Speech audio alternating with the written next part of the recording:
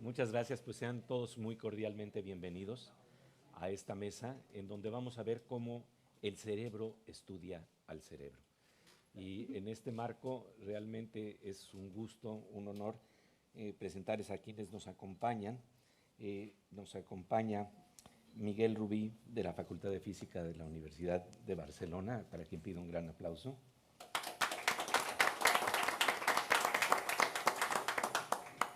Francisco Fernández de Miguel, del Instituto de Fisiología Celular de la Universidad Nacional Autónoma de México, también. Y está con nosotros también Pablo Loza Álvarez, del Instituto de Ciencias Fotónicas de Barcelona. Y Laura López Mascaraque, del Consejo Superior de Investigaciones Científicas del Instituto Cajal de Madrid. Y bueno, pues la verdad es un gusto darles la bienvenida para hablar de un tema que es muy interesante, porque para explorar las fronteras del conocimiento uno tiene que explorar primero las fronteras del cerebro que precisamente permite el conocimiento. Decía Gerald Edelman, Premio Nobel de Fisiología y Medicina, un gran estudioso del cerebro, que el cerebro no se estudia en una vasija. Es decir, somos nosotros mismos los que estamos estudiando las condiciones que posibilitan a esta expresión tan importante para apreciar el mundo, para asomarnos alrededor de lo que en la naturaleza y para apreciar también justamente lo que quiere decir el cerebro. Y esto quiere decir que entre las diversas narrativas que tenemos para explicarnos el cerebro, por supuesto, está la de la misma literatura, que nos permite tener reportes de lo que está ocurriendo en el cerebro a partir de lo que nosotros exploramos en la mecánica de nuestros pensamientos en la novela, en los torrentes de pensamiento, por ejemplo, en las novelas de James Joyce. Pero hay otra forma también de abordar esta comprensión del cerebro que tiene que ver con los mapas que hace la ciencia, con las estructuras que se imagina el conocimiento científico y que va explorando de manera sistemática. Y bueno, todos sabemos que Santiago Ramón y Cajal fue clave precisamente en esta interfase entre ciencia y arte para el mapa de nuestras neuronas, que prácticamente alcanzan un grado de excelencia artística cuando estamos hablando de tratar de ubicar lo que ocurre en nuestras miles de millones de neuronas. Y es que para ubicar de lo que se un pasaje que a mí me parece. Estamos hablando de galaxias, de estas galaxias tan hermosas que nos han dado, de las cuales nos han dado detalles el telescopio James Webb y que verdaderamente nos deja impresionados. Hay momentos en que vemos galaxias que pueden tener 100,000 millones de estrellas. Cuando apreciamos el cálculo, las estimaciones, es que se habla de 100,000 millones de neuronas. Esto es prácticamente como hablar de una galaxia en el cerebro. Entonces la exploración de este mundo también es igualmente de asombrosa que la exploración del cosmos, un universo interno y un universo externo que a veces parecen tener correspondencias verdaderamente sorprendentes. Y para todavía dar una vuelta de tuerca sobre lo que esto quiere decir, simplemente pensemos lo que plantea el neurocientífico David Eagleman. David Eagleman señala que en tan solo 1 centímetro cúbico de tejido cerebral hay más interconexiones neuronales que el número de estrellas en la Vía Láctea. Entonces ya estamos hablando de algo que es verdaderamente inmenso y que requiere estudiarse desde diferentes disciplinas. Y en este marco le vamos a pedir precisamente, primeramente, a Miguel, que nos hable desde la perspectiva de la física, cómo es esta aproximación a tratar de entender lo que ocurre en nuestra galaxia en el cerebro. Muy bien. Necesitaría un puntero. Aquí, Miguel. Sí, perdón. Sí. Pues muchas gracias por la presentación y por la invitación. Estoy encantado de estar con ustedes aquí. Tengo una larga tradición de colaboraciones con científicos mexicanos. He estado en varias universidades en los últimos años. Mi actividad se paró durante la pandemia, pero espero que se reanude ahora a partir de ahora. Bien, yo les voy a hablar de, como han dicho, no funciona esto, ¿no? Apuntando para allá. Hacia el ordenador. Sí, no. Apuntando hacia el otro.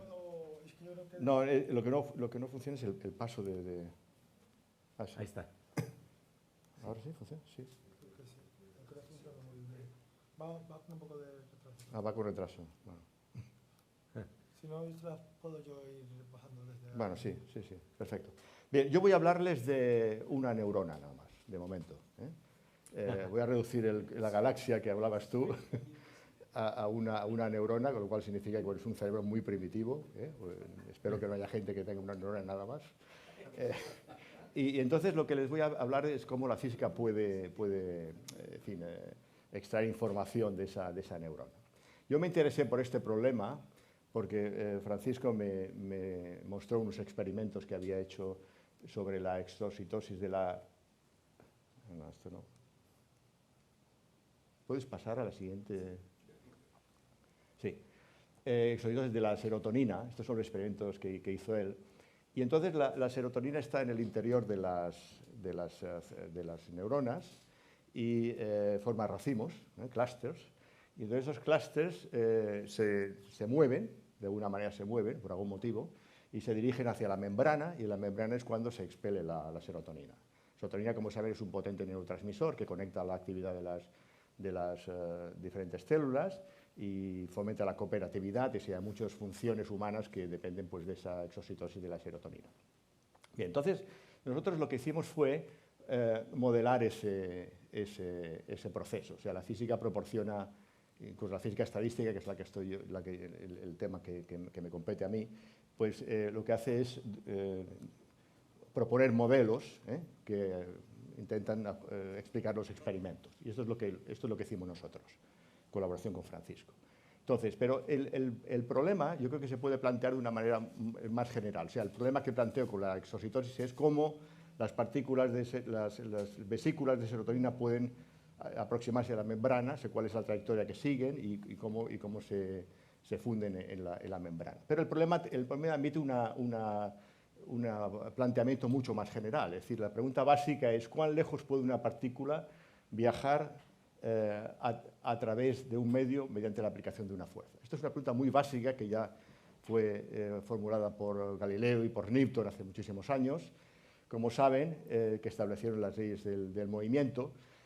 Y ellos, pues claro, no consideraban que la partícula pues, tenía que atravesar un medio, un medio que puede ser muy complejo, como es el caso de una neurona, o como es el caso de una célula.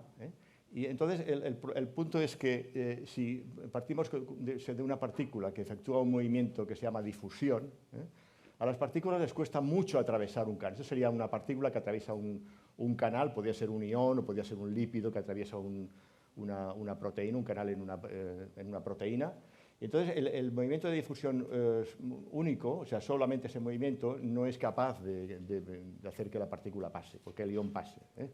Hemos de aplicar una fuerza, y la fuerza lo que tiene que vencer es la resistencia del medio.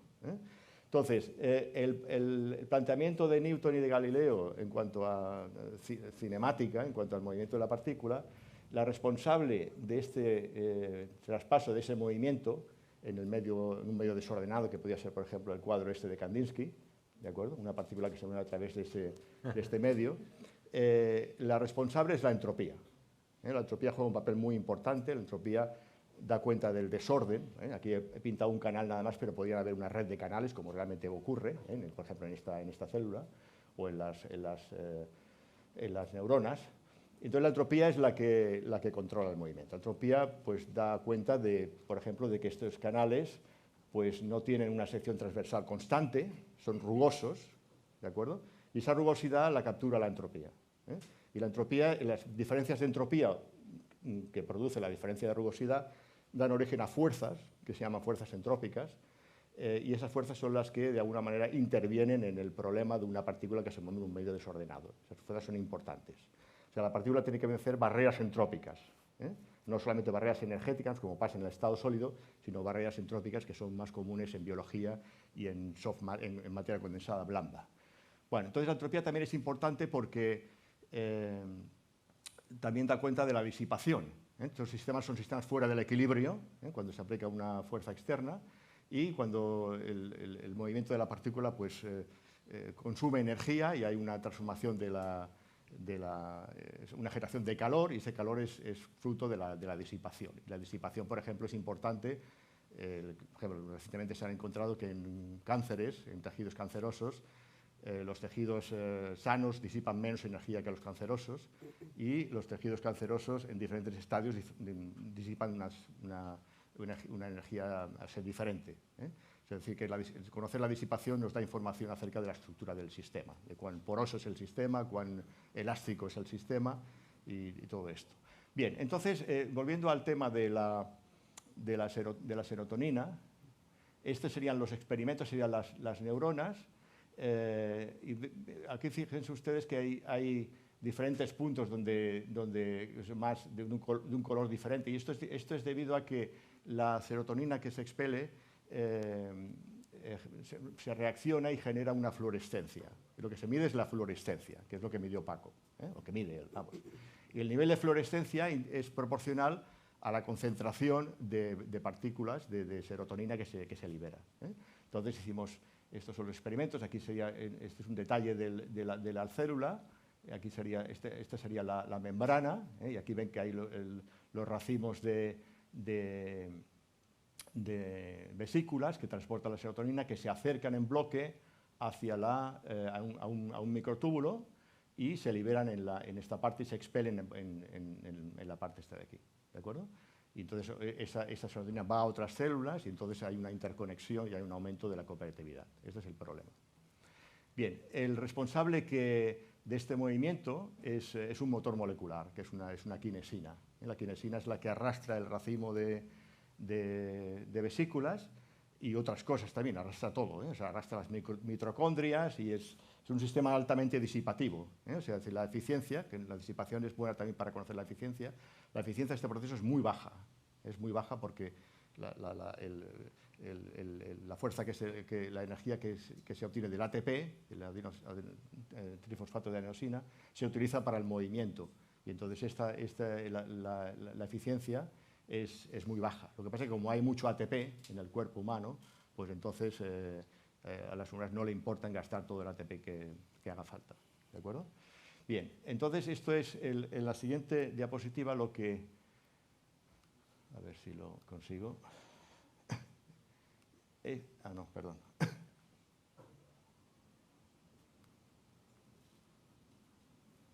Entonces, tiene memoria esto, ¿eh? Vale. Entonces, el modelo que utilizamos es un modelo en el que el racimo de vesículas va a través de un microtúbulo. Estos elementos de aquí son las quinesinas, y entonces son las que de alguna manera arrastran. Aquí están todas las fuerzas que actúan, que son fuerzas del motor molecular, fuerzas elásticas, fuerzas de fricción y fuerzas aleatorias, porque la partícula el motor es muy pequeño y el movimiento browniano es importante. Y aquí pues lo que obtuvimos fue pues, calculando el nivel de fluorescencia, las líneas continuas indican el nivel de fluorescencia calculado con el modelo, y los puntos son los puntos experimentales que midió Francisco. Entonces, se ve que con este modelo pues, se obtiene un buen acuerdo de la fluorescencia, que es proporcional, como he dicho antes, a la concentración de serotonina, o sea que la liberación de serotonina está explicada por este modelo. ¿De acuerdo? Bien, el siguiente punto que quería comentar es un tema también en el sentido de lo interdisciplinar de las... A ver. Este es un problema.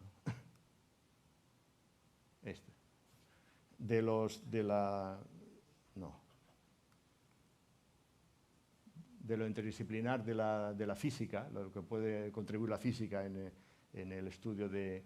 Vaya, es que tiene memoria, o sea, es decir, cuando uno le aprieta, tiene que esperar sin apretar un rato. Aprender a vosotros. Vale.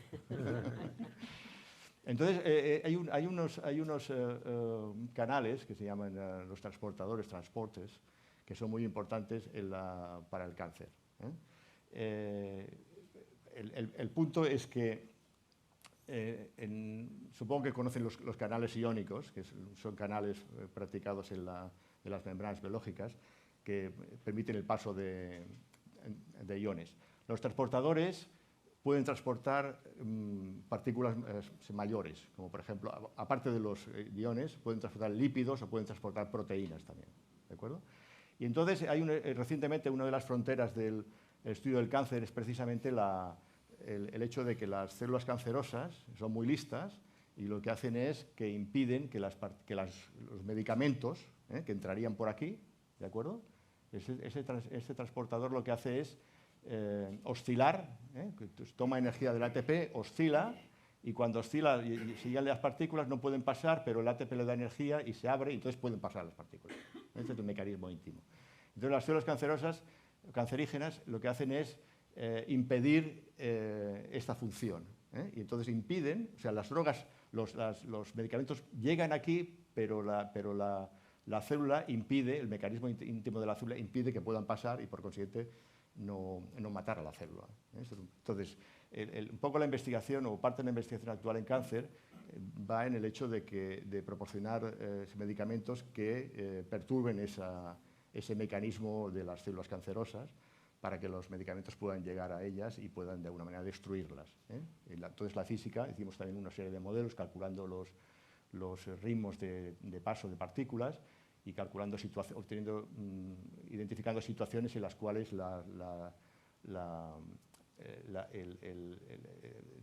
deterioro proporcionado por las células del cáncer en impedir este mecanismo pues fuera recuperado, ¿de acuerdo? Entonces sería también un ejemplo claro de una colaboración interdisciplinar entre la física y la biología. Con esto, pues, de momento... Perfecto, perfecto. Gracias, de verdad. Y bueno, es que vamos a ver precisamente cómo hay diferentes enfoques para estar viendo qué es lo que ocurre entre esas miles de millones de neuronas, cómo se da paso la comunicación que nos permite percibir. Y ya estás apuntando a algunos problemas que pueden darse cuando esta comunicación tiene algunos impedimentos. Y estamos planteando el problema entonces de la ciencia basada en la curiosidad, que estamos planteando en términos de ciencia básica. En este momento de esta conversación, entonces, Francisco, lo que te vamos a pedir es que nos hables precisamente desde esa perspectiva de cómo entienden el cerebro, por esa curiosidad de saber qué es lo que pasa desde una neurona hasta el ensamble de 100.000 millones de neuronas. Bien, bueno, muchas gracias. Gracias a todos, gracias a Jorge Volpi, a la UNAM que nos trajo para acá, a la Casa de México en España, que es una maravilla, y a la Fundación Ramón Areces, que nos recibió con tanto lujo ayer. Y Miguel acaba de hacer ya una introducción de lo que mencionó Pepe, justamente a 3 niveles distintos, porque él nos mostró, primero, la interacción entre un físico y un biólogo para estudiar un problema muy fundamental en la biología del cerebro, que es cómo se libera un transmisor vital que está modulando nuestros estados de ánimo. El segundo es la colaboración entre un español y un mexicano que ha dado frutos. Y el tercero, que es también importante mencionar, tiene que ver con la naturaleza misma de las neurociencias, que de nuevo es la colaboración entre los dos, cada uno con su disciplina, cada uno con un enfoque, con una manera de pensar distinta, justo lo que tocaron ayer con las matemáticas. Se juntan 2 maneras de pensar y surge algo que no hubiera salido de otra manera. Impensable. Impensable, sí. Surge algo impensable. Sí, exactamente. Y entonces el problema es un problema inherente a las neurociencias, y las neurociencias que comentábamos ayer son posiblemente una de las disciplinas más nuevas que hay. Como disciplina se estructuró apenas en los 60, a pesar de que Cajal prácticamente la inventó aquí en España él solo, lo cual es sorprendente, siendo muy autodidacta, pero analizó muchos problemas distintos. Y en los años 60, Steve Kupfer creó el primer departamento de neurociencias, que fue el primer departamento en Harvard que estuvo fundado para estudiar un órgano, que fue el sistema nervioso. Y desde entonces quedó claro que ese departamento necesitaba distintas disciplinas. Y las neurociencias hoy tienen físicos, tienen gente de computación, de ingeniería, biólogos que a veces nos aceptan los demás, y como a Laura y a mí, aquí tenemos dos físicos, uno en mecánica estadística y el otro en óptica. Y bueno, si pusiéramos a los psicólogos, a los médicos, esta mesa sería más grande que la de la última cena. Y todos podríamos estar trabajando juntos. Y eso es una de las cosas que ha enriquecido mucho a la ciencia y lo que justifica que hayamos tantos presentadores aquí. Y el problema que están ustedes viendo, que estamos estudiando a nivel de una sola neurona, es un problema que se extiende y que permite justamente analizarlo desde muchas perspectivas, porque la liberación de este transmisor regula conductas. Pero para estudiarlo necesitamos entender física, y necesitamos saber óptica, y necesitamos tener técnicas de microscopía. Y es lo que justamente nos ha juntado en estos años. Laura tiene otros proyectos, desde luego, pero van a dar sus propios ejemplos. Y el problema general es cómo es que un jugador de ping-pong que ve la pelota venir a 50 kilómetros por hora puede calcular en medio milisegundo la trayectoria, la velocidad, la fuerza de la pelota, mover todo el cuerpo y pegarle para mandarla al sitio correcto. Y esto ocurre 2 veces por segundo. Es posiblemente uno de los límites de la velocidad del cuerpo humano en reacción, todo este cálculo, todo este movimiento. Sin embargo, si al jugador, a la jugadora, la pareja le dice la noche anterior, pues mira, lo siento, pero se acabó esto. Se deprime y entonces pierde la atención. Al día siguiente llega y pierde el juego. ¿Y qué pasó? Su cerebro es el mismo. Está intacto el circuito que estaba viendo la pelota, el circuito que mueve el cuerpo. ¿Qué fue lo que cambió? Lo que cambió es que el cerebro está inmerso en un caldo de cultivo, en el cual está liberando transmisores todo el tiempo, está liberando péptidos que actúan como hormonas, se liberan en un sitio, se mueven entre las células, llegan a blancos distantes y cambian circuitos completos. No solo neuronas, cambian células satélite, las células gliales, cambian la circulación de la sangre, hacen que llegue la sangre donde hay actividad. Y esta actividad integral dura mucho tiempo, es difusa y está ocurriendo siempre en nuestra vida en paralelo con los circuitos rápidos. Y es justamente lo que modula la actividad, lo que modula nuestro sistema digestivo, lo que modula nuestra respiración, lo que modula nuestro estado de ánimo. Entonces, ese es el problema que estamos estudiando. Ya Miguel nos mostró intracelularmente cómo la activación de las células hace que se mueva la serotonina, que está encapsulada hacia la membrana, se libera. Ahora, ¿qué pasa fuera de las células? Y si logro controlar esto, seguramente lo podré... Sí, tienes que apuntar hacia allá. Ahí está, aquí está. Aquí tienen ustedes la preparación con la que hemos estado estudiando, y esto es un cerebro aislado de la sanguijuela. Y ustedes se preguntarán por qué estudiar un animal verde que nos muerde y nos saca la sangre. Porque cada uno de sus ganglios, de su sistema nervioso, es como este, exactamente como este, tiene 400 neuronas, las conocemos por nombre y apellido, sabemos con quién se conectan, sabemos en qué circuitos conductuales están actuando, y podemos activarlas y podemos ver circuitos producirse en el plato. Entonces, con esto es el impulso eléctrico que está produciendo una neurona. El tamaño muestra que es la misma neurona, más chicos es una neurona, más grandes es otra, y aquí no hay correlacionados. Estimulamos ahora y tenemos que la estimulación de esta célula sincroniza a la actividad de todo el sistema nervioso y el circuito está actuando ahora como si el animal estuviera, qué bien lo hice, como si el animal estuviera nadando. Entonces, este es el punto. La serotonina se libera y viaja a activar neuronas como estas, que están a la distancia. ¿Cómo lo está haciendo?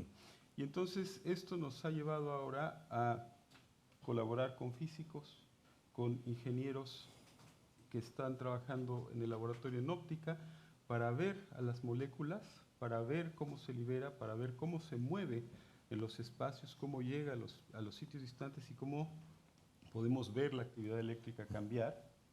Y aquí tienen ustedes un ejemplo. ¡Qué desastre de puntero! Esta es la molécula.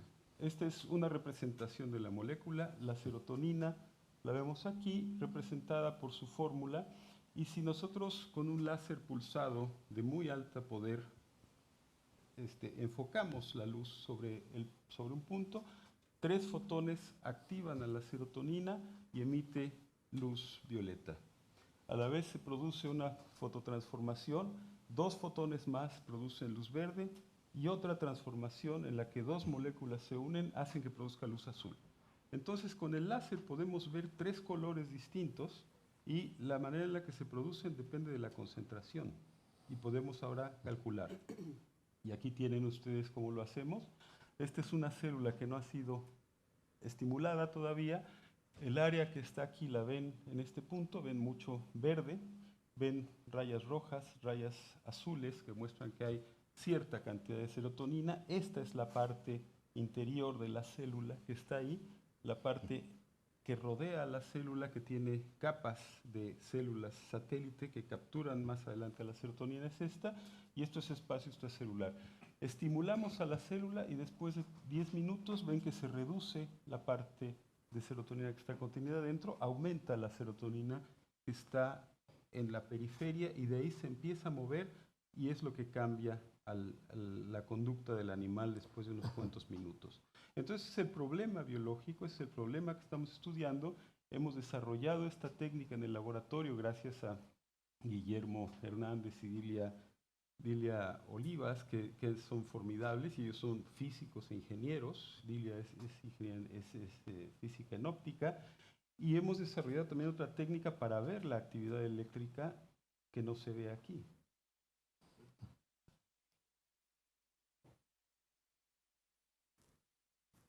Aquí está. Con esta, lo que estamos viendo es el perfil de una célula en reposo. La activamos, producimos actividad eléctrica y pueden ver que cambia el color. Se está invirtiendo el color, pasa de verde a azul. Regresamos al reposo. Y esto es la actividad eléctrica que podemos ver a partir de la manera en la que las ondas de luz polarizada están interactuando con la actividad eléctrica de la célula. Lo estamos viendo con base en un polarímetro de Müller que hemos construido en el laboratorio con chicos muy jóvenes, con chicos de 20, 22 años que están trabajando con nosotros y que vienen de todas estas carreras a producir estas técnicas. Entonces, para mí este es un ejemplo que les quería mostrar acerca de cómo esta interacción entre los países, entre las disciplinas, permite abordar problemas que consideramos esenciales del sistema nervioso. Así es, y Pablo, pues justamente vamos a ver el ángulo de la óptica, ¿no? De la física, de la óptica, de la fotónica además, específicamente, porque el día de ayer estábamos planteando todos los instrumentos que se están desarrollando, que realmente están expandiendo las fronteras de lo que podemos percibir, pero eso se aplica no tan solo a las estructuras más grandes de la naturaleza, sino también a las más pequeñas. Y cuando estamos hablando del cerebro, pues estamos estudiando realmente aquello que nos permite ser, ¿no? Esto es verdaderamente interesante porque de lo que estamos hablando es de un proceso autorreferente. Estamos estudiando lo que permite que nosotros seamos, que nosotros podamos existir. Lo decía de una manera muy interesante el biólogo George Wald, que también ganó el Premio Nobel de Fisiología y Medicina. Él decía que los físicos, aquellos que se dedican a hacer estudio de la física, son el instrumento que tienen los átomos para que se puedan conocer a sí mismos. Y las neuronas también tienen a los neurocientíficos como instrumento para que se puedan conocer las neuronas. Hablemos de qué es lo que ocurre entonces gracias al trabajo de la física óptica. Así es. Yo me enfocaré en estudiar las neuronas con alta resolución. Y claro, también se dice por ahí que es ver para creer. Entonces, lo que yo hago es producir instrumentos que nos permitan ver cómo funcionan estas neuronas. Me pondré aquí porque estoy justo de espaldas. Sí, sí, sí. Uy, se fue demasiado. Aquí está. Ajá. Entonces aquí les pongo ejemplos de 3 instrumentos. Déjenme ver si puedo son instrumentos que hemos modificado en el laboratorio, que hemos construido totalmente desde cero y que hemos, por ejemplo, puesto en hospitales, ¿no? Estos son los instrumentos que están en un hospital de Noruega y otro en un hospital de París. Entonces, ¿qué es lo que hacemos? Bueno, en este caso estamos estudiando un sistema de neuronas muy particular, que es el que nos permite ver, es decir, la retina. Ajá. Entonces, ¿qué es lo que pasa? Cuando nos hacemos mayores, algunas personas pierden los fotorreceptores. Los fotorreceptores son aquellas células que cambian la luz en una señal que pueda ser interpretada por el cerebro y que más adelante puedan formar una imagen. Uh-huh. Entonces, en el primer paso llega la luz y esa luz se convierte en una señal eléctrica. Si esos fotorreceptores se pierden, dejamos de ver. Entonces, una de las cosas que hacemos es que estamos usando retinas de ratas, las ponemos en nuestro microscopio y por abajo pueden ver un implante de retina. Uh-huh. Estos implantes de retina están hechos de un material que está ahora de moda, que se llama grafeno, que se supone que es muy biocompatible y que tiene ciertas ventajas a la hora de mandar una señal eléctrica. ¿Qué es lo que hacemos? Bueno, pues imagínense, cuando se llega la luz a los fotorreceptores, estos mandan una señal eléctrica. ¿Cómo es esa señal eléctrica que se manda al cerebro? ¿Son pulsos? ¿Es una señal continua? ¿Qué tan cortos son los pulsos? ¿Qué tan rápidos? ¿Qué tan distantes entre ellos están? Entonces, con nuestros microscopios, pues estudiamos este tipo de cosas. La idea es, obviamente, entender cuáles son las señales eléctricas que mejor emulan lo que vemos en el ojo. Es una tarea difícil porque no tenemos nadie que nos diga, ahora sí veo bien, ahora no. Entonces tenemos que aprender por técnicas de fluorescencia cómo mejorar esta señal. Esta es una de las cosas que estamos haciendo. Obviamente, aquí hemos sacado una retina de una rata y la hemos puesto en el microscopio. Lo podemos hacer y además podemos poner marcadores fluorescentes para estudiar las células. En un humano es un poco más difícil poner un marcador fluorescente. Algunos de ellos son tóxicos. Pero tenemos que movernos en esa dirección. Entonces, ¿qué es lo que estamos haciendo? Estamos construyendo estos equipos que nos permiten ver la retina de personas, de pacientes, ¿sí? Entonces, por ejemplo, aquí pueden ver el fondo de una retina, pueden ver la sangre circulando por una de las venitas. Estos puntos que ven aquí son los fotorreceptores. Obviamente, la imagen se está moviendo porque el ojo nunca está quieto. Son movimientos sacádicos. Ajá. Y esto es bien interesante. Este instrumento es un microscopio con focal, que además tiene una técnica que le hemos robado a los astrónomos, que se llama óptica adaptativa. Entonces, ¿qué es la óptica adaptativa? Bueno, pues es un instrumento para corregir las aberraciones. ¿Qué son las aberraciones? Si yo me quito mis lentes, la luz me llega aberrada y no veo nada. Si yo me pongo mis lentes otra vez, estoy corrigiendo mis aberraciones y puedo ver bien. Si esto lo queremos hacer con muchos pacientes, pues tenemos que tener una manera inteligente de corregir por estas aberraciones. Y esto es lo que se llama óptica adaptativa. Entonces, aquí podemos ver cómo se mueve el ojo, los diferentes fotorreceptores y todo hacia el fondo, todas las diferentes capas de la retina. Y en este instrumento hemos corregido ya, el video ya terminó, pero hemos corregido ya el movimiento. Estamos avanzándonos a cómo se va a mover el ojo para poner las imágenes en su lugar. Entonces, bueno, esta es una de las maneras que nosotros tenemos para que después podamos estudiar este tipo de procesos en una persona que tenga un implante de retina y poder hacer implantes de retina más eficientes. Esta es una de las aproximaciones que tenemos. A ver si... Bueno, ahora se activó el video. Esperemos un poquillo porque no quiero... A ver si le doy otra vez. Ahí está. ¿Qué otra de las cosas que estamos haciendo? Ahora los voy a mandar a una técnica que se llama de superresolución. Es una técnica que nos permite ver cosas muy pequeñas, más allá de lo que normalmente podría conseguirse con el mejor microscopio que ustedes puedan tener. Con este microscopio, con esta técnica de superresolución, estamos viendo esta placa de Alzheimer. Las placas de Alzheimer son las que están involucradas, perdón, las placas de Alzheimer son las que están involucradas en la enfermedad de Alzheimer, cuando perdemos la memoria. Entonces, voy a ver si puedo volver a pasar el video. Es una imagen de alta resolución de esta placa. Entonces, hay una de las teorías que dicen que la placa en sí no es la culpable de que perdamos la memoria, sino cada una de estas pequeñas estructuras que ven por aquí. Claro, con microscopios convencionales, estas pequeñas estructuras se ven relativamente grandes. Con técnicas de superresolución podemos adivinar el tamaño exacto y son muchísimas más pequeñas. Resulta que estas pequeñas estructuras que ven aquí se pueden insertar entre la conexión entre dos neuronas e impedir el paso de la señal de una neurona a la otra. Entonces, si no tuviéramos estas técnicas de superresolución, pues no sabríamos ver de qué tamaño son estas cosas. Pues esto lo estamos estudiando. ¿Qué más? Esta es otra técnica de superresolución. Es una técnica ligeramente distinta. Aquí estamos estudiando la encefalopatía.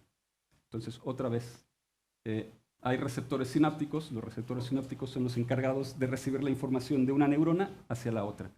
Son moléculas muy, muy pequeñitas. Muy, muy pequeñitas. Entonces, la falta de estas moléculas, que tiene un nombre muy especial, está relacionada con la encefalopatía. Otra vez, si hay pocas moléculas de estas, pues tendremos problemas relacionados con neuroplasticidad, aprendizaje y memoria. ¿Qué es lo que descubrimos? Lo que hemos descubierto es que no es que haya una falta de estos receptores, sino que ellos se agrupan. Cuando está esta enfermedad, ellos se agrupan. Entonces parece ser que hay menos, pero no es cierto. Entonces la terapia que se pueda tratar de identificar es no aumentar el número de estos receptores, de estas proteínas, sino tratar de dividirlos. ¿Sí? Entonces son técnicas distintas e involucran fármacos distintos. Y esto lo podemos ver gracias a que tenemos la resolución. Fíjense lo que nos da una imagen con un microscopio convencional y la imagen verdadera que tenemos con estas técnicas de superresolución. Aquí es imposible de cuantificar nada y aquí sí que podemos hacer nuestras cuantificaciones. Y el último ejemplo que les voy a poner es este. Este es una técnica que está hecha, bueno, una imagen que está hecha con un microscopio que se llama de hoja de luz. En los microscopios normalmente enfocamos la luz en un punto, luego ese punto se escanea y obtenemos una imagen. Aquí en lugar de enfocar la luz en un punto, la enfocamos en forma de un plano, en forma de una hoja de luz. Lo que hacemos es que luego movemos la hoja de luz muy rápido y lo podemos hacer bien rápido, muy rápido, para detectar toda la actividad neuronal en el cerebro. En este caso es un pescado, el pez cebra. ¿Sí? Esta es la proyección desde arriba, la proyección lateral y la proyección frontal. Entonces estamos viendo todo el volumen del cerebro y tenemos resolución para ver cada una de las neuronas de este pescado. ¿Sí? Entonces podemos ver cuándo se activan. Entonces cuando se activan es cada vez que ven un punto brillante aquí. Quiere decir que pasó una señal eléctrica.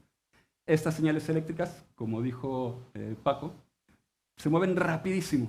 Entonces necesitamos una técnica de microscopía que nos permita capturar todas estas dinámicas. Todas. Una vez que las capturamos, en la computadora podemos cuantificarlas, podemos hacer nuestros mapas de conectividad, etc. Podemos luego comparar cómo se comportan neuronas individuales una a una o en regiones cerebrales. Bueno, lo que hemos hecho es que hemos logrado identificar o comparar pescados sanos con pescados enfermos que tienen una deficiencia de este gen, de esta proteína YWAX, que está relacionada pues, con esquizofrenia, hiperactividad, ansiedad, falta de memoria. Hemos comparado pescados sanos, pescados con esta deficiencia, y vemos que la actividad es diferente, la actividad del cerebro es diferente. ¿Qué es lo que sigue? Bueno, pues exactamente lo contrario. Me gustaría ver si tenemos un pescado enfermo, si utilizamos los fármacos adecuados, en este caso dopaminas o noradrenalinas, ver si es posible recuperar la actividad normal de este pescado. Esto es bien importante pues porque entre otras cosas nos permite hacer más eficientes los fármacos o inclusive promover fármacos específicos. Simplemente para finalizar, solo decirles que estos estudios los hemos publicado en una revista que se llama Psiquiatría Molecular.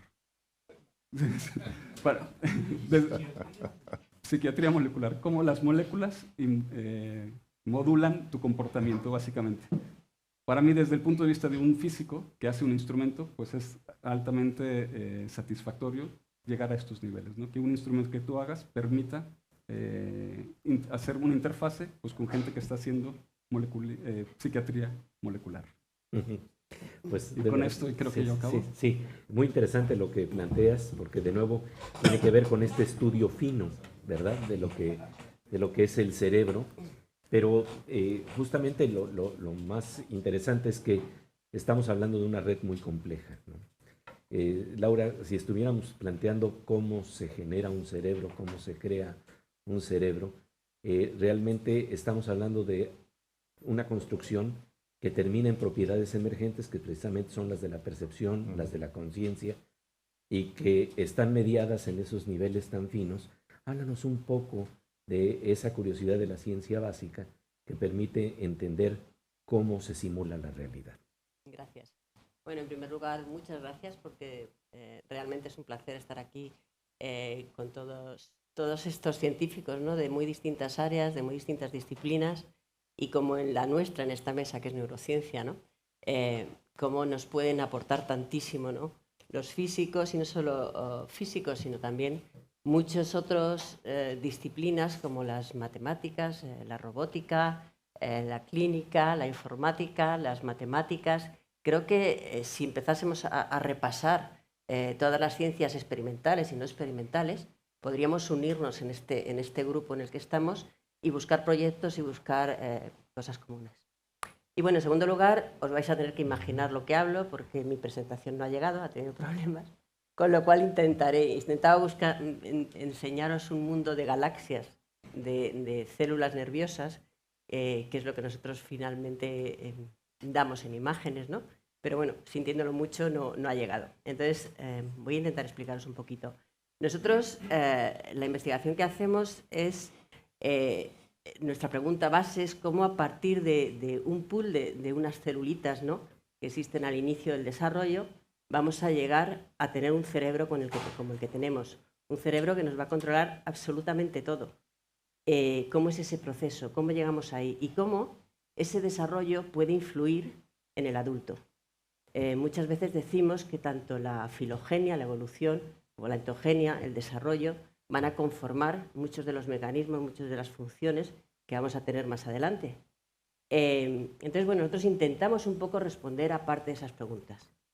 Estas preguntas se responden, ya metiéndonos también un poquito aquí en donde estamos, ¿no?, en este encuentro, pues gracias a unos equipos de trabajo que se forman con gente muy joven, a las cuales realmente aportan muchísimo al desarrollo de todos los proyectos. Son gente, yo siempre digo que la gente que ya somos un poco más mayores o bastante más mayores, tenemos como muchos prejuicios a muchas preguntas o muchas formas de abordar las cosas, ¿no? La gente joven se lanza a ello, ¿no?, y te da ese ímpetu que necesitas, y que además se compensa con gente que viene de fuera. No solo tenemos que irnos fuera a buscar nuevos laboratorios, sino también integrar en nuestros laboratorios a gente de distintos países, de distintas disciplinas, y con ello llegar a responder muchas de las preguntas que tenemos. Bueno, pues agradecido a todos ellos. En nuestro laboratorio nos hicimos esa pregunta. Además, durante muchas décadas, el desarrollo del cerebro se ha enfocado a las neuronas, como si fuesen las únicas que existían. Pero ¿qué harían las neuronas en otro tipo de células, que es la glía? Entonces, nosotros nos enfocamos en ver cómo era ese desarrollo de las células gliales. Se habían hecho muchas técnicas para poder abordar ese problema, técnicas de trazado en un momento, técnicas de linaje, que eran con determinadas aproximaciones, que eran con retrovirus, lentivirus, con técnicas de marcaje, toxinas y demás. Nosotros nos planteamos que eso llegaba a un momento en que no se integraba de todo en esa célula para poder marcar esa célula y darle como una identidad, un DNI, una huella digital, una huella que la pudiésemos seguir a lo largo del desarrollo hasta el adulto. Es decir, queríamos dar un código de barras a esas células. Entonces, en nuestro laboratorio desarrollamos un método, el cual se basaba en la combinación de muchas proteínas fluorescentes que, gracias a combinaciones tanto de colores como de situación, núcleo, citoplasma, como de intensidad, nos llegaba a dar casi 16 millones de combinaciones, con lo cual, de esa manera, éramos capaces de marcar esa célula con el código de barras determinado y luego encontrárnoslo. Con esto se formaban una especie de familias celulares, un árbol genealógico de esa célula. A partir de un progenitor, una célula madre, podíamos llegar hasta aquí y ver ese grupo de células, esas hermanas, qué funcionalidad podían tener. Bueno, pues ese es el método que desarrollamos. Es un método de análisis clonal, de linaje genético, en el cual podíamos perseguir a una célula. lo hemos hecho en muchas edades del desarrollo y luego nos planteamos si esas células que son hermanas de alguna manera podían tener alguna funcionalidad. ¿Funcionalidad a qué nivel? Desde, por ejemplo, los astrocitos que se comunicaban de manera preferencial entre ellos, los que fuesen hermanos, y vimos que efectivamente había una serie de uniones, las uniones GAP, que no voy a entrar en ellas ahora, que es la forma de comunicarse los astrocitos, de hablar unos con otros, y vimos que los hermanos se comunicaban de manera preferencial, con lo cual algo había que influía al desarrollo en este adulto. Pasamos a otros modelos, por ejemplo, hacer una lesión cerebral en un adulto que la habíamos marcado previamente. Nosotros siempre hemos pensado que la manera de abordar un problema y no tener contaminantes de ningún tipo alrededor sería hacerlo in vivo, con lo cual hacíamos inyecciones in útero, abríamos al ratón, le inyectábamos en una zona del cerebro a distintos estadios, desde muy temprano en el desarrollo hasta más tarde. Eso nos marcaba esas células con esa combinación de colores. Este método se llama Star Trek. Era como un guiño al Star Trek, a la película, y también al Star Trek siguiendo las estrellas, ¿no? Los astrocitos son estrellas. Y bueno, posteriormente en un adulto les hacíamos, por ejemplo, una lesión y veíamos que de forma sorpresiva, ¿no? Muchas de estas células hermanas, de esos astrocitos hermanos, se volvían reactivos, se empezaban a reaccionar a la lesión. Y además lo hacían de forma que podía estar un astrocito de un clon que llamamos de esas células hermanas muy cercano a la lesión, mientras otros astrocitos que eran hermanos se volvían reactivos y otro que estaba justo al lado no se volvía reactivo. Es decir, que de alguna manera se sincronizaban para dar una respuesta. Esto nos llega a muchas preguntas, ¿no? Como decir, ¿realmente en el desarrollo hay un tipo de célula que va a ser la que ayude en una lesión a poder regenerarla o no? ¿O hay otros que no responden para nada a ello? También lo hemos probado, hemos hecho en un modelo de esclerosis múltiple en ratones y también hemos visto que cercanos a la lesión, unas células, hablamos ya entre las células gliales, hay muchos tipos, hay una diversidad celular como ocurre con las neuronas, unas se llaman oligodendrocitos, se llaman células NG2, se llaman astrocitos, y también había tipos de células que estaban respondiendo específicamente de forma clonal, de forma familiar, ¿no? a esa lesión. Para todo esto hay que hacer un análisis enorme, porque imaginaros que tenemos cantidad de células marcadas de muy distintos colores. Cada una de las células las tenemos que analizar con distintos canales de fluorescencia en series de cerebro y además ese marcaje no solo está en el citoplasma, sino también está en el núcleo y de forma distinta. Tenemos un código que son 12 números, los cuales se marcan 6 colores en citoplasma, 6 en núcleo, y damos un código de barras, ¿no? Por eso necesitaríamos ahora mismo, por ejemplo, la ayuda de Pablo, ¿no? que es un experto y nos podría quizá solucionar algunos de los problemas que tenemos. Necesitaríamos la ayuda de gente que trabaje en computacional, ¿no? Para que nos ayudase. Hemos desarrollado ya alguna macro, algunos programas, pero que pudiésemos automatizar este método. Y luego, bueno, este método, además de todo esto, pues se ha podido llevar incluso a un trabajo en cáncer, por el cual se sabe, por ejemplo, en el cáncer hay unas células que proliferan mucho más deprisa que otras y se piensa que quizá esas sean las que provoca el gran tumor, ¿no? Entonces, con este marcaje podíamos, desde un marcaje de distintas células, podíamos ver qué tipo de células prolifera más, analizarlo con algún tipo de ómica y así saber qué tipo de genes, qué tipo de proteínas están regulando toda esa historia. Bien, pues así muy rápido y básicamente eso es lo que nos estamos dedicando y bueno, espero que la explicación os haya un poco, habéis podido imaginar un poco, ya que no lo puedo mostrar, cómo es las aproximaciones experimentales que tenemos a partir de unas preguntas. Además de esto, nuestro laboratorio siempre está muy enfocado en el sistema olfativo, ha sido un sistema en el cual hemos querido muy útil para poder estudiar el desarrollo del cerebro y para estudiar muchos mecanismos dentro del cerebro, porque es el único sistema de todos los que tenemos en el cual las neuronas están en el exterior y además se están regenerando continuamente durante la vida adulta. Estas neuronas están situadas en la nariz, están al exterior y están con una interacción muy grande con el mundo exterior. Y además ese sistema, al contrario de otros sistemas sensoriales, tiene la necesidad de estar regulado por casi 400 genes, mientras que, por ejemplo, el visual solo son 3.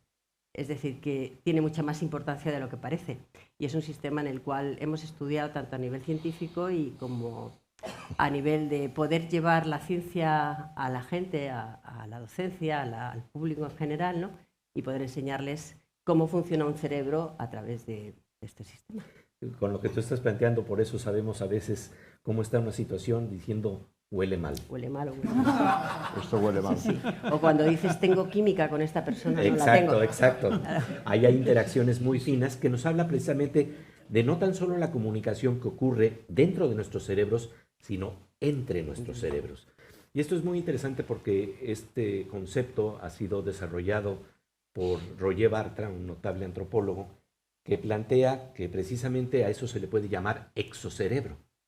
Exocerebro, el cerebro exterior, el que implica la comunicación de ideas entre distintos cerebros.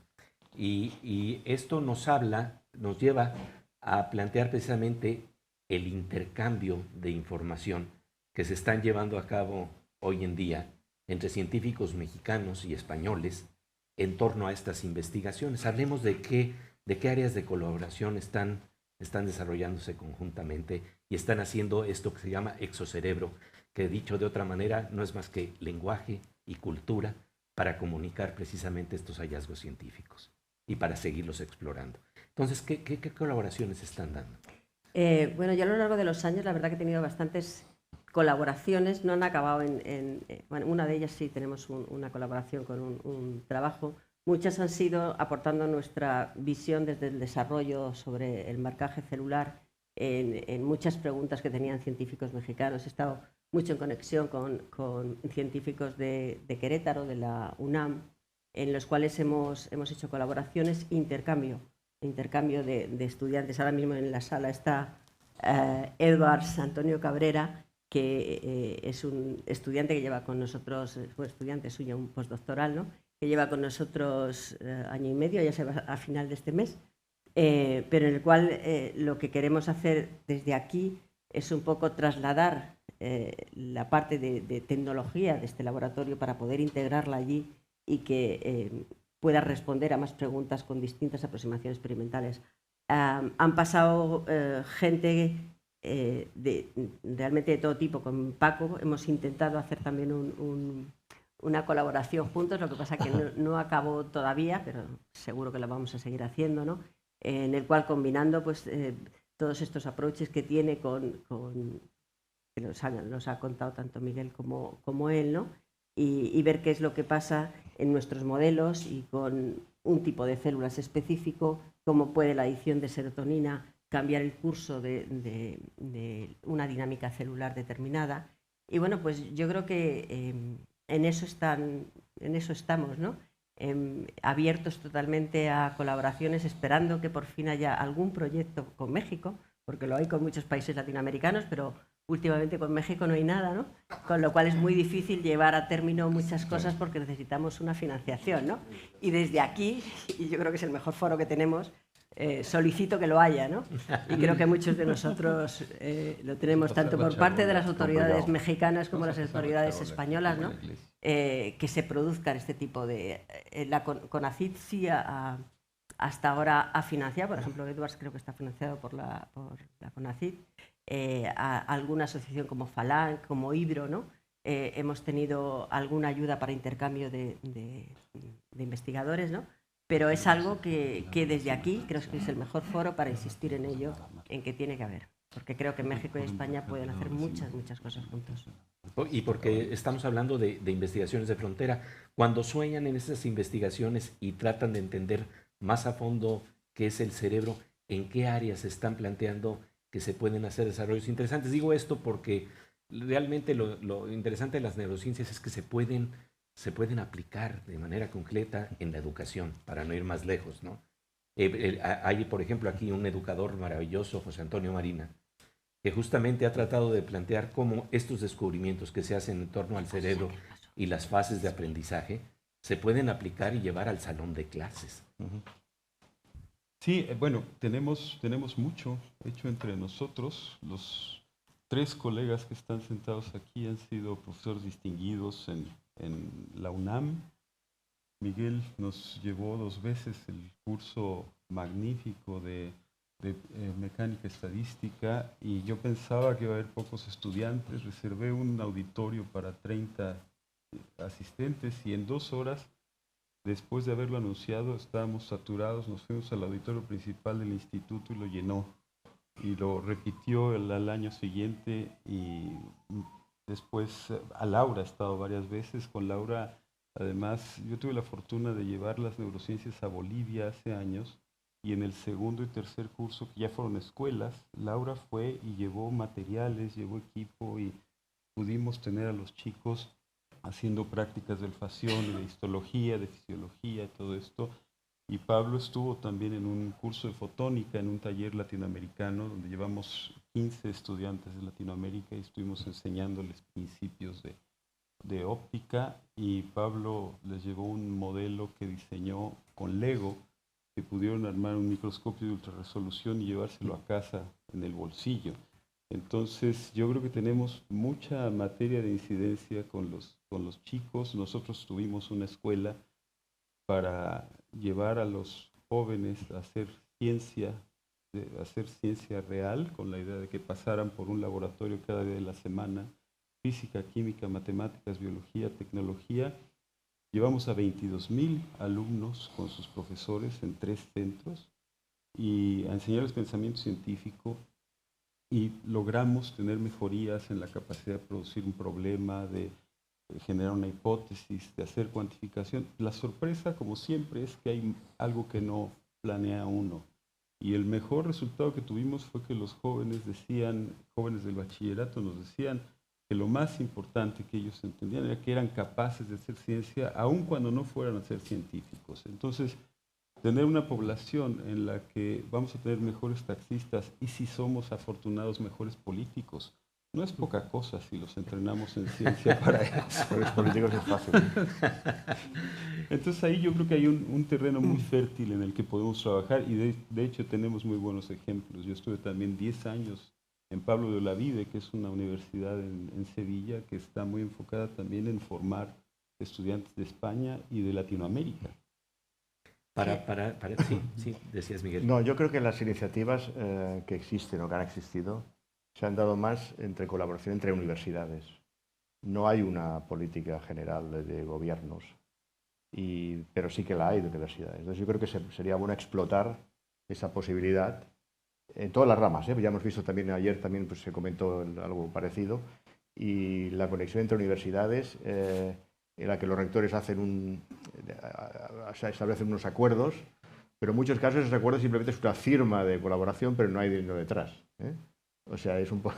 Esto, claro, evidentemente a los rectores les interesa, y a las universidades, que haya muchos acuerdos con ciertas universidades, pero yo creo que se debería, forzar un poco para que ese acuerdo se materialice de alguna manera en alguna aportación, digamos, financiera, que tampoco es tanto dinero, ¿no? O sea, organizar unos cursos y unos seminarios, pues bueno, no hablamos de un proyecto de investigación grande, ¿no? Pues, sí. Pero eso yo creo que sería un poco el germen para que lo demás viniera después, ¿no? Pero yo creo que la colaboración entre universidades es muy importante, u organismos, pero políticamente a nivel general de países, y dadas las condiciones con las que estamos viviendo actualmente y las que vamos a vivir en el próximo año, no creo que sea lo mejor, ¿no? Pero hay que aprovechar lo que tenemos ya. Para ustedes, ¿qué es lo que representan estas herramientas de la neurociencia para entendernos y para entender nuestro entorno? Porque iluminan zonas de nuestra percepción que a lo mejor incluso nos permiten entender también por qué tenemos prejuicios, qué tipo de sesgos se dan a la hora de tener conocimiento y qué posibilidades abren también estos estudios, porque creo que eso es lo fascinante. ¿A qué atribuyen que tantos estudiantes se acerquen hoy en día a entender lo que tú planteabas en términos de psiquiatría molecular, ¿no? Y que hoy prácticamente, sin ser reduccionistas, nos estaríamos planteando, bueno, es que no soy yo, son mis neuronas, pero no, claro que no, eso no deberíamos de jugar, porque hay una interfase también entre mente y cerebro, y esto es lo que es fascinante, que por un lado el cerebro media nuestro pensamiento, pero nuestro pensamiento también afecta al cerebro. Entonces, ¿por qué ven este interés tan fascinante hoy en día en yo las creo neurociencias? Yo creo que estudiar las neurociencias es súper fascinante por la complejidad del sistema, ¿no? Luego, si nos ponemos a pensar, todo lo que está a nuestro alrededor, todo lo que vemos, todo lo que comemos, todo lo que oímos, todo lo que olemos, las sensaciones que tenemos, todas llegan al cerebro. Pero no podemos acceder al cerebro para estudiarlo. Es decir, el cerebro es una caja cerrada que funciona de una manera súper complicada. Pero pareciera intuitivamente que es muy fácil, ¿no? O sea, es tan fácil como voltear a ver y disfrutar un atardecer, o, no sé, estar con tu pareja, yo qué sé, ¿sabes? Todas estas cosas son tan sencillas. Es simplemente darse la vuelta y hacerlo. Esto entra, y entra de una manera muy sencilla.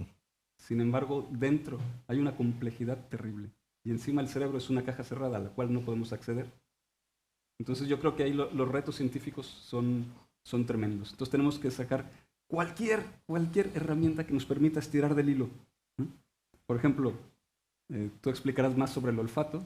Yo tengo experiencia con los oftalmólogos. Claro, las neuronas o las retinas son neuronas, son una extensión del cerebro. Entonces es una ventanita pequeñita para estudiar las neuronas. No son todos los tipos de neuronas, pero es una manera en la que podemos extraer información poco a poco. Yo creo que desde mi punto de vista la complejidad y al mismo tiempo la sencillez en la que la información nos llega es tremenda, y para mí es fascinante. Qué hermoso. El investigador mexicano José Luis Díaz hablaba de que de alguna suerte lo que están haciendo los estudiosos del cerebro es hacer una especie de cerebroscopios para tratar de asomarnos al otro y entender también las complejidades de lo que implican las relaciones humanas, ¿no? Que por cierto también la literatura ilumina, ¿no? Recuerdo que hay un pasaje de una novela de Bashevis Singer, muy hermosa, en donde una mujer que fue la primera mujer que amó este gran escritor, decía que ella podía leer el pensamiento y entender lo que estaba pasando detrás de la caja cerrada del cerebro del otro. Y decía, y no creas que es un alarde, por eso la naturaleza nos puso esta caja para que no hurguemos en lo que está pasando ahí adentro. Pero está la curiosidad humana precisamente para tratar de entender cuáles son los mecanismos que nos permiten la percepción. Y hablando de esto, pues hagamos exocerebro y permitamos en este momento que surjan 2 o 3 preguntas aquí en nuestro panel para precisamente seguir explorando esto que es apasionante, porque no es más que el estudio de nosotros mismos. Sí, Remy. El olfato. Bueno, es que viene mucho a colación a ella, ¿verdad? Sí. Y entonces, ¿se sabe o se tiene idea de las implicaciones psicológicas de haber perdido durante un tiempo el olfato? Pues, a ver, yo siempre digo que solo notas que necesitas el olfato cuando lo pierdes, ¿no? Y eso pasa en la pandemia. De repente, de un día para otro, se producía una anosmia, que es una palabra que de repente la gente ha aprendido. Yo antes iba a hacer charlas, talleres, y preguntaba a la gente, ¿cómo se llama uno que no ve? Ciego, uno que no oye, sordo, uno que no huele, ni idea. Y ya la anosmia ha entrado en el vocabulario que tenemos, ¿no? Entonces, ¿cómo ha influido? Mira, yo lo viví en primera persona porque también perdí el olfato durante la pandemia, ¿no? Yo digo que siempre, que para mí era un mundo gris. Me faltaba un sentido que de repente no lo tenía. Entonces, el andar por la calle y no oler nada, era como te faltaba una dimensión, totalmente. Por eso. El miedo que tenías a tomar algo que estuviese malo, Sí. A no oler cualquier peligro que viene, lo tenemos que oler. De hecho, el gas tiene un compuesto para poder olerlo y no... el dar un abrazo, un beso a alguien cercano y no oler nada. Entonces, fíjate que hay gente que dice, gente que perdió el olfato y lo pierde para siempre, que, por ejemplo, incluso se acaban separando de su pareja, o a los hijos no le tienen el mismo arraigo que antes, les falta una tercera dimensión. El problema que tienes también que no te sabe la comida, el 80% del sabor es olfato y no es gusto. Con lo cual, eso lo decimos todos, estamos constipados y nada te sabe a nada. Vino es agua perfumada, ¿no? Sí, El vino, efectivamente. el vino, No sí, sabes si tú hueles bien o hueles mal. Ese es un problema que tienes y dices, madre mía, no, estaré oliendo mal, no puedes saber nada. Entonces, es un aspecto que parece tonto, pero una vez que le pierdes te das cuenta de todo lo que has perdido. Y tiene efectos, por supuesto, psicológicos. La gente que es anósmica desde de nacimiento es distinto. Es como la gente que es ciega o la gente que es sorda, ¿no? Que se acostumbra a vivirse en un sentido. Pero la gente que hemos vivido con un sentido determinado y de repente lo perdemos, estás como loco por recuperarlo, ¿no? Sí. Yo creo que estamos todos muy de acuerdo en conocer cuál es el funcionamiento del cerebro, ¿no? Porque nos explica, bueno, pues todas las cosas que estáis comentando, cómo vivimos. Pero da la sensación de que queremos saber cómo funciona el cerebro de forma general, pero no queremos dar información sobre cómo funciona nuestro cerebro. Cuando uno va al psiquiatra, mucha gente dura 2 sesiones, porque le hacen preguntas y él no quiere responder, porque piensa que de esa manera van a saber cosas de él que él cree que son íntimas y que no debe saber. ¿Cómo se explica eso? Quizás hace falta algún psiquiatra en la mesa, ¿eh?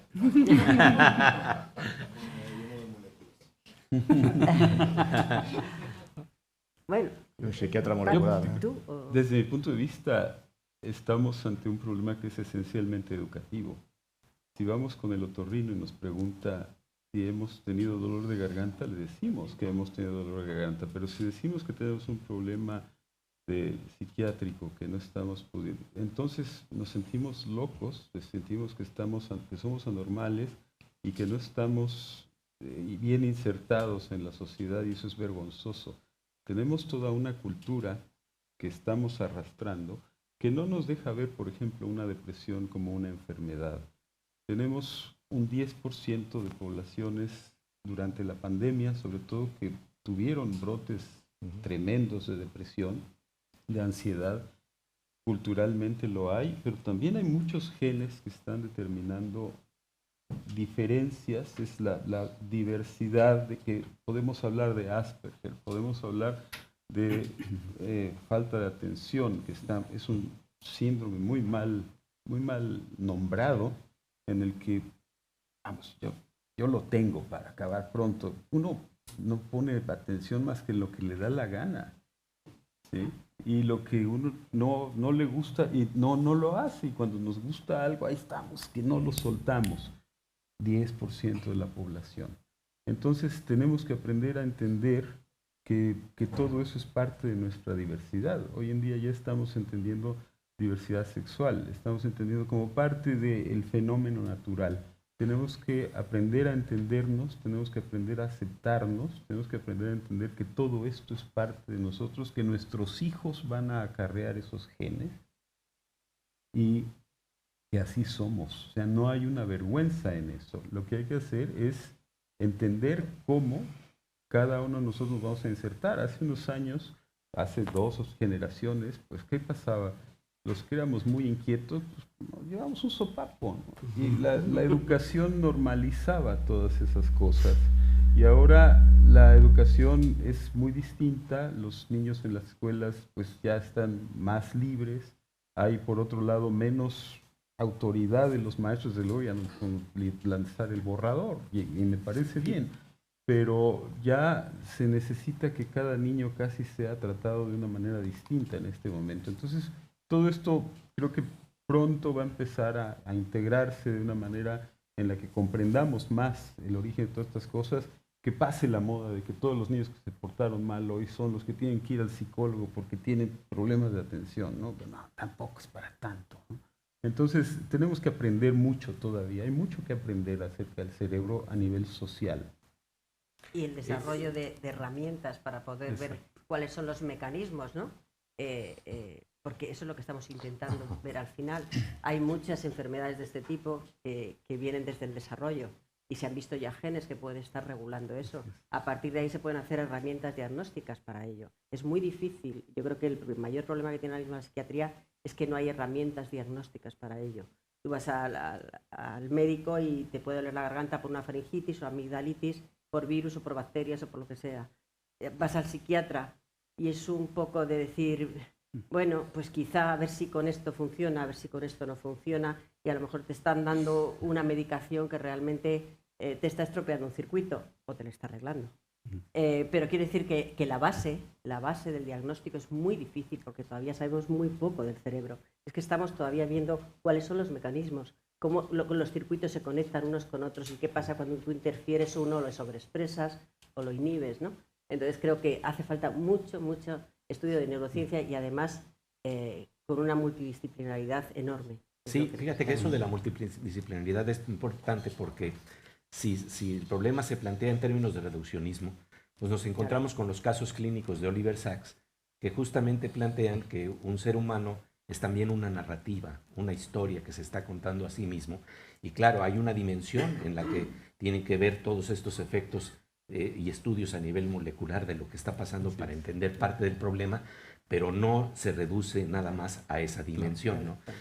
Por eso Oliver Sacks decía que en alguna ocasión un gran matemático fue a tratarse con él y cuando hicieron todos los estudios, pues le curaron la migraña que tenía a ese matemático, pero le quitaron las matemáticas, desapareció esa habilidad matemática. Entonces, estamos hablando de un problema complejo que tiene que ver con una narrativa y Pablo, tú quieres plantear un punto. Sí, yo quería simplemente complementar que, por ejemplo, para nosotros es bien importante saber si una rata, un pescado tiene Alzheimer o tiene alguna deficiencia. Entonces, evocando la interdisciplinaridad, trabajo mucho con gente que se dedica a otras áreas, en particular a ver cómo es el comportamiento, ¿no? Cómo es el comportamiento del ratón, cómo es el comportamiento del pez. Y claro, vemos que es distinto. Entonces, primero tenemos que saber que el comportamiento es distinto y luego nosotros vemos a nivel molecular. Pero hay más. Ahora hay técnicas ópticas, en las cuales tú puedes modificar genéticamente el cerebro del animal, del organismo modelo. Entonces, eso es lo que se conoce como optogenética. Entonces, hay comportamientos bien interesantes en los cuales tú tienes, por ejemplo, un ratón en una caja y tienes un muñequito que va dando vueltas. Entonces, el ratón se va haciendo a un lado conforme se va acercando el muñequito. Cuando le pones luz azul a la caja donde está el ratón, se activan genéticamente unas regiones del cerebro y el ratón, en lugar de hacerse a un lado, lo ataca. ¿Sí? Entonces, claro, eso es un claro comportamiento. Es lo importante de saber que el comportamiento y lo que nosotros podemos estudiar tienen que tener una relación muy íntima, ¿no? La interdisciplinariedad. Sí, yo creo que lo interdisciplinar actualmente, aparte de aplicarlo en este área, es algo que nos invade, ¿no? O sea, gran parte de la ciencia actual es interdisciplinar. O sea, los compartimentos, digamos, cerrados de la ciencia, en fin, del siglo pasado, de física, química, ciencias de la vida y ciencias de la Tierra y el cosmos, esto ya no existe, ¿eh? O sea, ahora bueno, existe, pero hay una interpenetración, una invasión de otros científicos a colaborar en los problemas, digamos, y plantear un problema puramente de física no tiene mucho sentido ahora ya. Sí, tiene que ser una percepción. Tiene que haber una sinergia, una aportación de diferentes técnicas. Si nos damos cuenta, los grupos de investigación punteros tienen aportaciones de científicos con perfiles muy diferentes. Sí, sí. Y de hecho, bueno, pues ya finalizando pues esta mesa, les dejo la provocación para que todos nos llevemos a casa justamente de estos problemas que tienen que ver con la percepción, con el estudio del cerebro. Hay un ejemplo que a mí me parece inquietante y muy interesante, que tiene que ver con dos investigadores, Hubel y Wiesel, que a la postre ganarían el premio Nobel justamente por esas investigaciones. Resulta que cuando los gatos apenas acaban de nacer todavía no tienen desarrollados los nervios ópticos. Parafraseando a Antonio Machado, se hace mirada al mirar. Y entonces, en esos días críticos en que se está desarrollando la visión, es muy importante ver qué entorno los rodea. Y ellos hicieron un experimento en donde colocaron a los gatos en esos momentos tan tempranos de su vida, en cajas, por ejemplo, que tenían solamente líneas horizontales. Y entonces, después de que sacaron a los ratones de las cajas, resulta que, a los gatos de las cajas, resulta que cuando siempre se tropezaban con las líneas, las patas de las mesas y de las sillas, porque ya no podían ver lo vertical. Y eso creo que nos deja una tarea a todos. ¿En qué cajas perceptuales estamos rodeados por nuestra educación? ¿Y cómo podemos romper o salir de esa caja? Y yo creo que los boquetes que hace la ciencia, la neurociencia, precisamente nos permite asomarnos a otros mundos en los cuales estábamos limitados. Y con esto pues quisiéramos agradecer muchísimo su presencia. De verdad, muchas gracias.